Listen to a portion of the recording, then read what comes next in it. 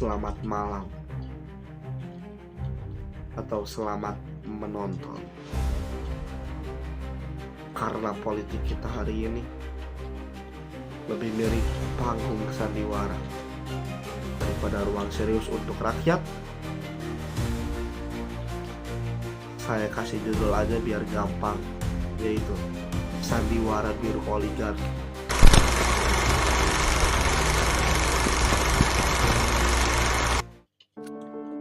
Kenapa sandiwara? Karena isinya penuh acting. Kenapa biru? Karena selalu dikemas tenang seakan langit cerah, padahal aslinya mendung. Dan kenapa oligarki? Karena pemainnya itu lagi. Jangan salah, di panggung ini rakyat bukan VIP. Rakyat cuma figuran, penonton kelas ekonomi. Tiketnya sudah dibayar lewat pajak-pajak. Logikanya sederhana.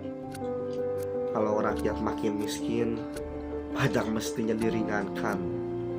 Tapi kenyataannya, rakyat makin miskin, pajak malah dinaikkan.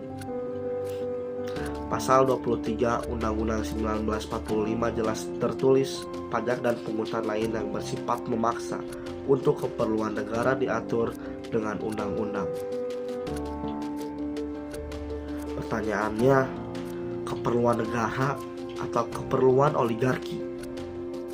Sementara di DPR, gaji naik, tunjangan naik, fasilitas tambah mewah. Nah, rakyat yang bayar pajak masih mikir mau beli beras 5 kilo atau bensin 2 liter.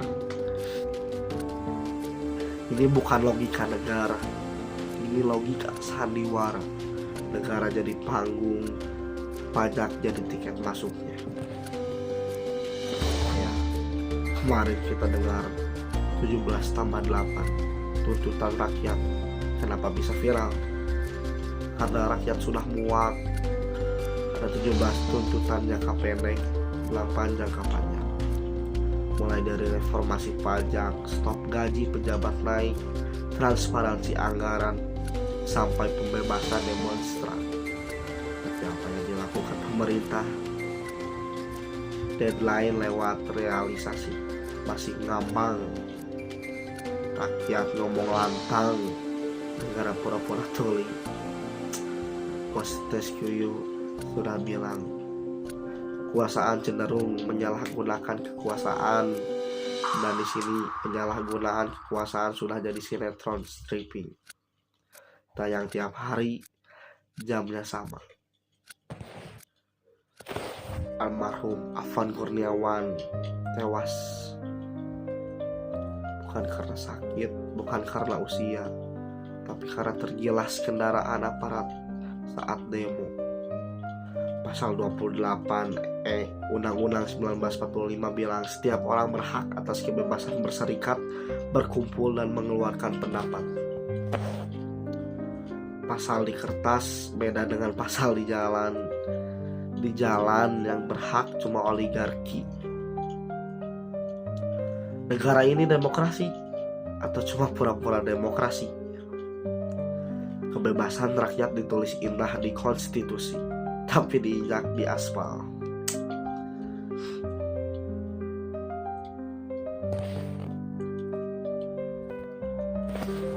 Sekarang lihat DPR.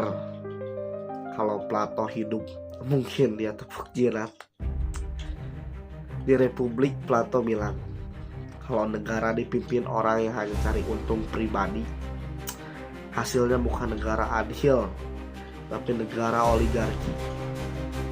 Coba lihat sekarang, gaji DPR naik, tunjangan naik, fasilitas tambah mewah, rakyat disuruh sabar.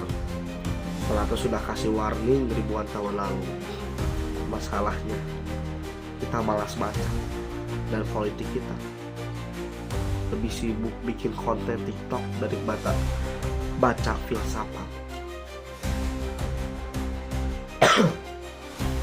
Lalu ada undang-undang yang katanya sapu jagat, dibuat untuk efisiensi katanya, tapi isinya efisiensi buat oligarki.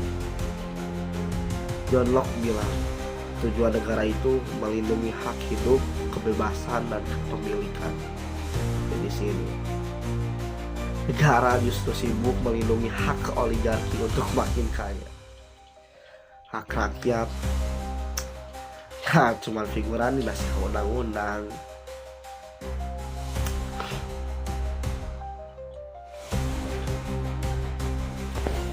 Bandingin sama luar negeri, di sana politik itu adu ide, di sini adu gimmick. Di sana korupsi ketahuan mundur, dan di sini kalau ketahuan korupsi senyum bilang saya difitnah maju lagi jadi pemimpin. Saya kasih contoh sederhana, orang nonton sinetron tahu itu bohong tapi tetap nonton. Kita pun tahu janji politik itu bohong tapi tetap pilih. Bedanya cuman satu angle kamera.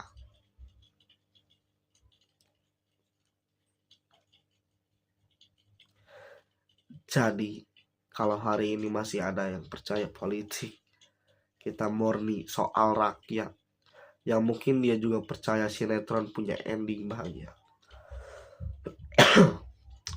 Faktanya ending politik kita nggak pernah bahagia. Yang bahagia cuma segelintir orang di kursi kekuasaan. Rakyat figuran abadi, duduk nonton, bayar, sabar.